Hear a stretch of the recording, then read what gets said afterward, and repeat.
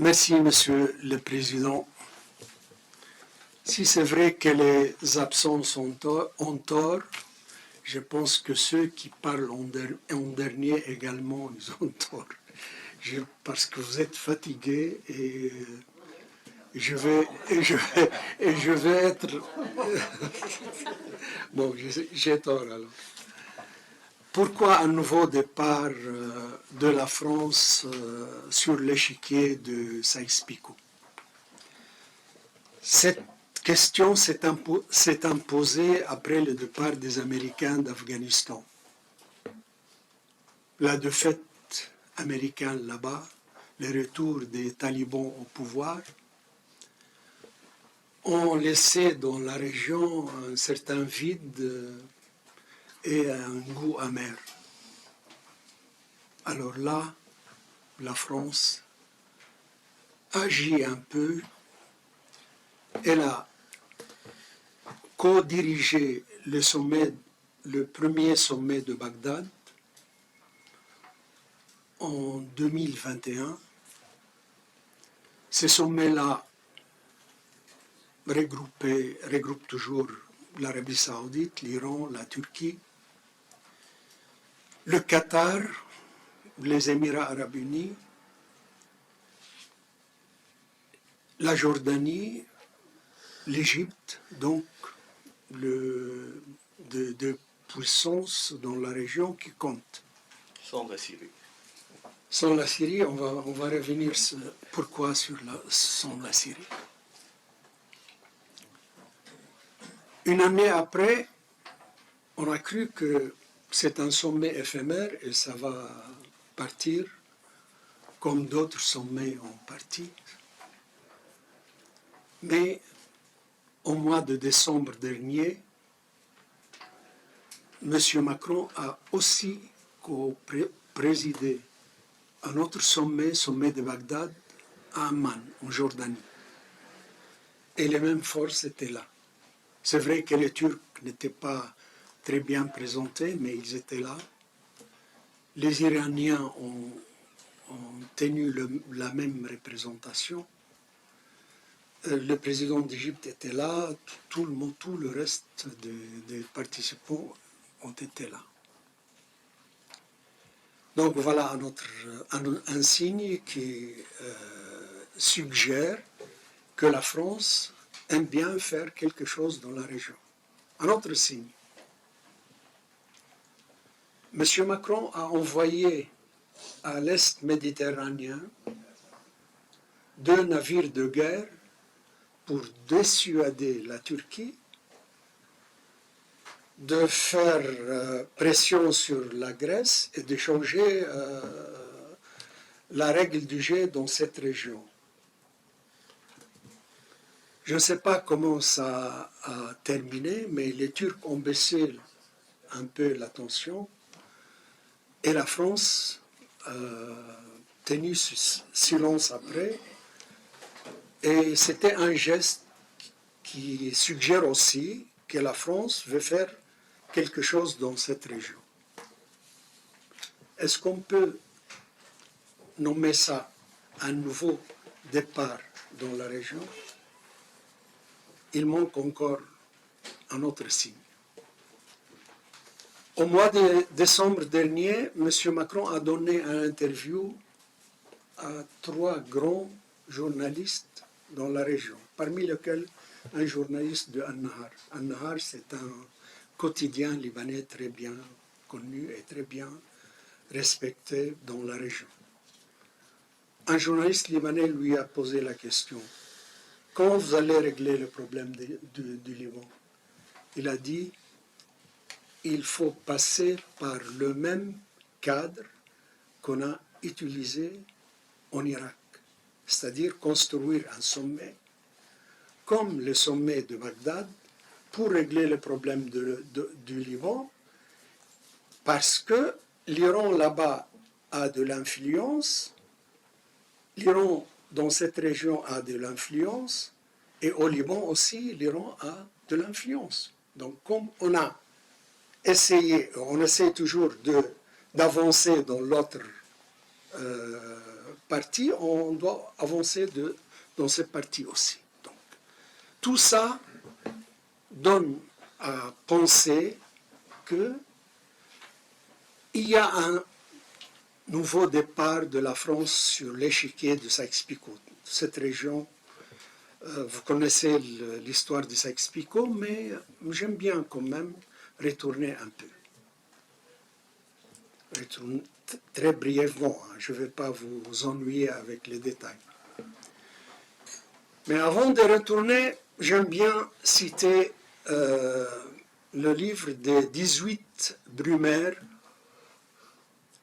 Le coup d'État de Louis Bonaparte. Pourquoi les 18 Brumaire? D'abord, ce livre marxiste, c'est Karl Marx qui a joué le rôle d'un analyste extraordinaire. J'ai jamais lu un livre d'analyse politique aussi fort, aussi vivant, malgré le temps passé, aussi que ce livre-là. Au début de ce livre, il cite Hegel. Hegel disait que les événements de l'histoire et les personnalités historiques se répètent des fois. Il ajoute Marx, mais Hegel a oublié de mentionner que la première fois, c'est en drame et la deuxième fois, en farce. Et il ajoute aussi, pour la première fois en drame, on peut citer facilement Napoléon Ier et le coup d'État de Saint-Cloud. Pour le deuxième, on peut citer Louis Bonaparte et les coups d'État que vous connaissez tous. Pour jeter un regard sur Sykes-Picot de l'époque, et à l'époque la France était une grande puissance. Mais le neveu de... C'est lui qui a signé les accords de Sykes-Picot, c'est-à-dire François-Georges Picot, le neveu qui s'appelle, comme vous le connaissez, Valéry Giscard d'Estaing. Il a un peu déclassé la France en disant la France n'est plus une grande puissance, c'est une puissance moyenne. Avec Sarkozy et Macron, et avec Sarkozy et Hollande et les autres, Mitterrand a joué le jeu un peu plus grand. Chirac aussi, mais avec Sarkozy et Hollande, et aujourd'hui Macron, on ne peut pas dire la même chose. Une puissance, une force puissance, c'est pas très très réel. Avec ces gens-là, peut-être avec d'autres, je ne sais pas qui a dit, M.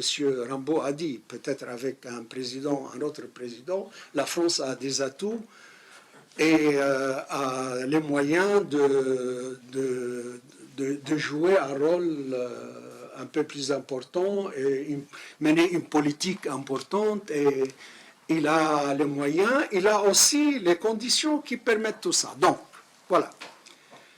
Donc, pour le côté dramatique, un général qui s'appelle toujours Henri Gouraud, il a été amputé du bras droit dans la bataille de Dardanelles et il était le seul officier français autorisé à saluer par le bras gauche. C'était un général très proche du parti colonial et le dirigeant de ce parti, Eugène Etienne, et c'est un vrai colonisateur. Il a la colonisation dans le sang. Il arrive à Beyrouth. il va directement dans la chambre de tombe de Saladin. Il a nettoyé ses bottes sur le bord de la tombe et il a crié « Réveille-toi, Saladin, nous sommes revenus. » Voilà, nous sommes revenus. Et notre présence ici montre que la croix est victorieuse et le croissant en défaite. La France n'avait pas besoin de ça, parce que cette phrase a brûlé toute la région et cette phrase a resté pour toujours. On les utilise sur place toujours. C'était pas, la France n'avait vraiment pas besoin de ça. Voilà le côté dramatique que Marx soulignait pour les personnalités. Le côté un peu farce, mais je dirais tragicomique. Un siècle après, juste une autre petite phrase concernant ce monsieur-là, c'est le général Gouraud. Il voulait déclarer l'indépendance du Liban et le Grand Liban. À l'époque, la France hésitait entre deux grandes politiques arabes, une grande et une petite. La grande consistait à faire de la Grande Syrie un espace homogène où la France pouvait avoir de l'influence pour longtemps. La petite politique arabe était cernée sur la communauté maronite et créait un État pour les maronites parce que les maronites étaient francophones, parce que les maronites étaient catholiques, parce que les maronites jouaient avec la France depuis longtemps et tout ça. Donc ce monsieur-là, le monsieur Gouraud, a choisi la petite politique arabe de la France. Il a construit le Grand Liban autour des maronites et il a commencé à charcuter la Syrie. On a cité ça plusieurs fois. Des États alaouites, druzes, tout ça, mais les Syriens ont vraiment résisté.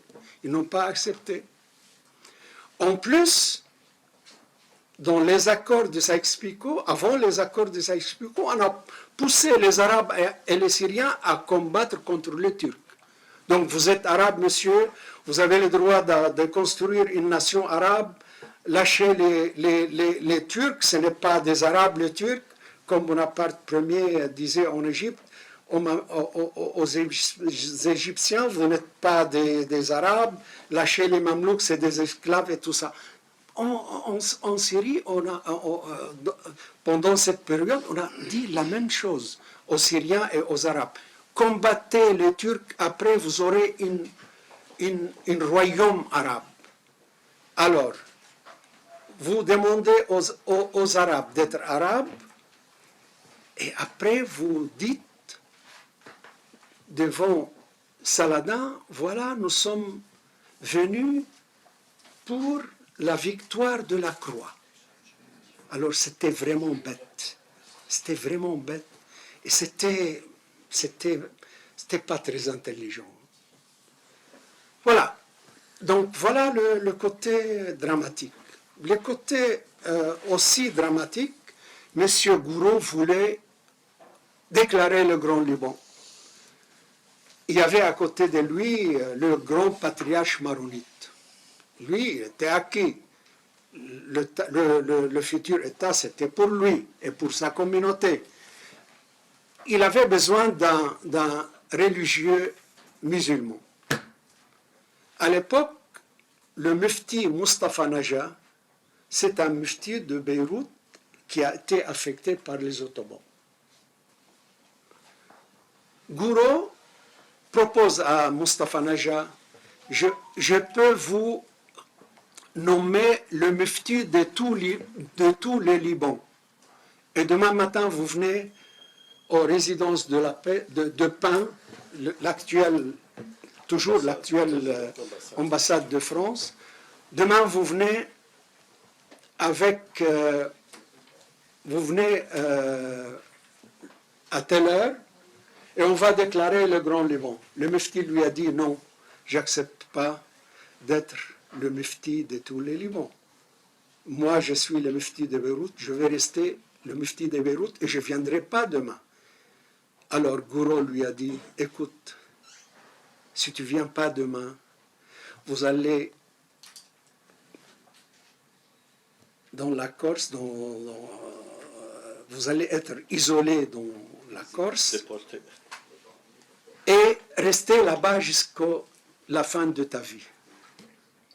Alors le pauvre, il ne pouvait pas être traité comme ça.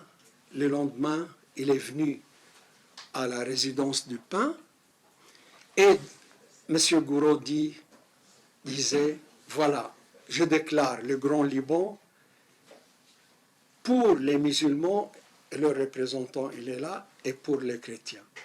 C'était le côté dramatique. Un siècle après, M. Macron débarque dans la résidence de Pin et il a adressé un avertissement très grave aux Libanais. Il avait chez lui toutes les forces libanaises. Il a dit, écoutez, à la fin de ce mois, si vous ne composez pas un gouvernement de réforme, alors vous allez avoir des problèmes avec moi. C'était un avertissement diffusé par tout le monde et tout ça. Hezbollah était présent. Il a dit sur le champ, nous, on n'accepte pas ce genre d'avertissement. Vous n'avez pas le droit de parler avec nous comme ça. Vous pouvez parler avec les autres, mais pas avec nous. Hezbollah, les dirigeants de Hezbollah sont intelligents. Ils n'ont pas quitté la réunion. Ils ont resté là-bas. Mais ils savaient que cet avertissement, c'est une ligne rouge. On a parlé en plus de ligne rouge. Alors, le côté tragicomique après, il y avait 5 ou 6 lignes rouges qui ont été tous négligées, pas respectées. C'est la France, pas la grande puissance, monsieur Rambo, mon ami. Vous avez parlé de ça, ce n'est pas la grande puissance. Et ça même, ce n'est pas même une puissance moyenne. Ça, c'est autre chose. Je ne sais pas comment, je ne suis pas un classificateur des puissances. Je ne sais pas comment on peut qualifier ça, mais ce n'est pas une grande puissance. Bon, aujourd'hui, je vais terminer, excusez-moi pour un peu parler d'histoire, mélanger tout ça. Aujourd'hui, est-ce qu'il y a une chance pour que la France fait un nouveau départ dans la région? Oui, il y a une chance. Oui, il y a une chance. Et là, je rejoins mon ami Rambo. Il y a une chance. Pourquoi? Prenons l'exemple de l'État de Jordanie. L'État de Jordanie est un État tampon. À côté, il y a la Syrie en champ de ruines. Et de l'autre côté, il y a l'Irak. Ce n'est pas loin de la situation en Syrie, mais il y a beaucoup d'argent et beaucoup de pétrole. De l'autre côté, il y a Israël, et les Israéliens n'arrivent pas à se mettre en accord avec le roi de Jordanie sur même de libération d'un seul Palestinien, ou d'amener un Palestinien pour être soigné en Jordanie. Donc, de l'autre côté, il y a les pays du Golfe. Et l'Arabie saoudite déteste les Hachimites, parce qu'elle a déjà délogé les Hachimites au début du XXe siècle. Et il y a une animosité entre les deux incroyable. Ils s'embrassent devant les caméras, mais dans la vie privée, ils se détestent mais énormément. Donc ce pays-là a besoin d'une force qui travaille dans la région et qui l'aide un peu. Surtout que la mort cérébrale de la politique étrangère britannique est un fait. Il n'y a pas, les Britanniques sont absents. Et les Britanniques, c'est eux qui ont créé ce régime-là. Ce régime souffre d'absence des Britanniques. Et là, il a besoin d'une force qui est acceptable. La France, elle est acceptable dans la région. Tout le monde aime le général de Gaulle. Même Mitterrand, on oublie son histoire en Algérie, mais il était bien aimé. Yasser Arafat, il est venu par le biais de Mitterrand à Paris et il a déclaré ici que le pacte national palestinien est caduc et tout ça.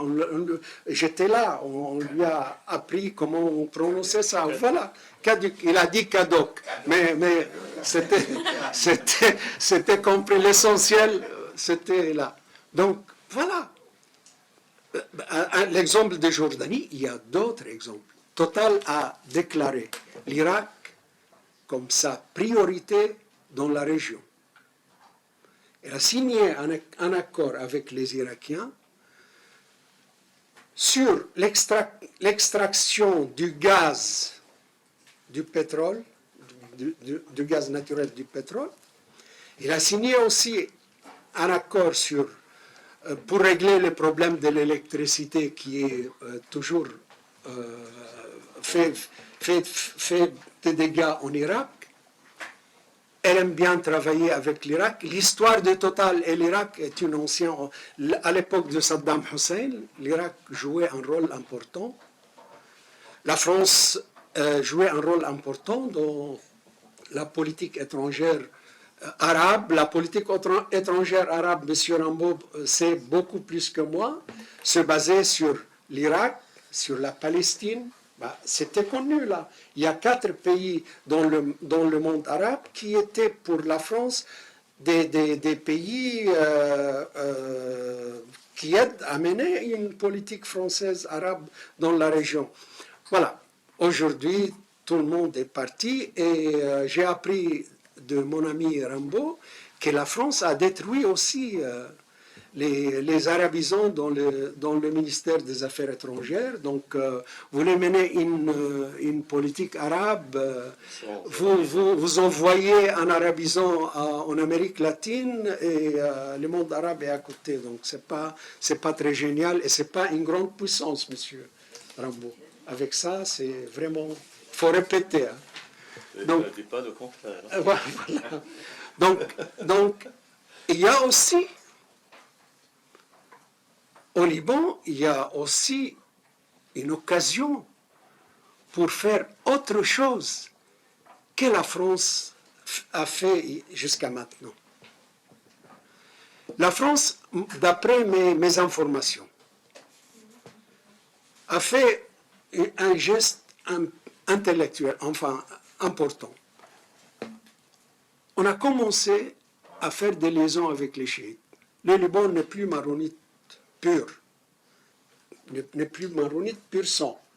Il y a quand même les chiites, il y a les sunnites, il y a les druzes, et il y a 18 communautés. Donc la France a une marge de manœuvre de travailler avec tout le monde là-bas. Surtout que les maronites exigent toujours que le Liban soit comme Monsieur le général Gouraud l'a construit. Donc, c'est impossible aussi. Il faut voir la réalité du pays en face et faire autre chose. Donc, au Liban aussi, en Jordanie aussi, en Irak aussi. Mais le problème de la France, c'est quoi? Tout le monde a dit que le Premier ministre irakien est arrivé à Paris, c'est une nouvelle ouverture, c'est quelque chose de très important. Mais il ne faut pas oublier que le Premier ministre irakien a eu sa place grâce au parti pro-iranien. Ce n'est pas de lui-même qui est venu à Paris. c'est en accord avec les partis pro-iraniens. Et pourquoi l'Iran a permis ou a joué ce jeu-là? Là, ce pays, il est intelligent. Là, ce pays, il est intelligent. L'Irak a besoin de technologie, a besoin de compagnies de pétrole, a besoin de reconstruction. Et les Américains boycottent, et mettent des conditions et tout ça. Pour régler le problème de l'Irak, on peut envoyer M. Al-Soudani à Paris pour trouver une solution à ces problèmes. Et il est là. Mais en France, on continue de dire il faut que le régime de Mullah tombe. Et Charlie Hebdo dessine. Moi, je suis avec la liberté d'expression, il n'y a pas de problème. Ils peuvent dessiner ce qu'ils veulent. Ce n'est pas l'essentiel pour moi. Donc, Charlie Hebdo dessine, il faut que l'Ayatollah Khamenei tombe, il faut tel tombe, il faut... Mais qu'est-ce que vous faites là? Vous faites quoi là? Mais vous faites une politique étrangère intelligente ou quoi? C'est pas la grande puissance, encore une fois, monsieur Rambo. Non, je plaisante. Voilà, donc, vous permettez une phrase? Une minute. Une seule phrase. Une seule phrase. D'accord. Un nouveau départ pour la France dans la région, c'est possible. Mais un nouveau départ qui prend en considération la géopolitique de la région. On ne peut pas guider une politique à l'aveuglette ou un coup par coup. On ne peut pas naviguer à vue. C'est une leçon française, c'est un adage français. On ne peut pas naviguer à vue. C'est vrai que vous avez cassé les instances arabisantes dans le ministère des Affaires étrangères, mais quand même, il y a des professeurs, il y a des gens qui connaissent la région. Donc, il faut, à mon avis, faire attention. Et il faut aussi faire en sorte que cette région trouve un chemin qui soit bon pour tout le monde, bon Dieu. Le chemin de Damas. Le chemin de Damas, il a tiré la phrase de ma bouche. Il reste une petite observation. Oui. Seulement, moi, j'ai parlé, excusez-moi, j'ai fait des fautes en français. Je vais être grondé. Ma femme, elle est là, elle est spécialiste en lettres classiques. Et à la maison, elle va me dire, vous avez utilisé le passé antérieur, il fallait utiliser le passé composé.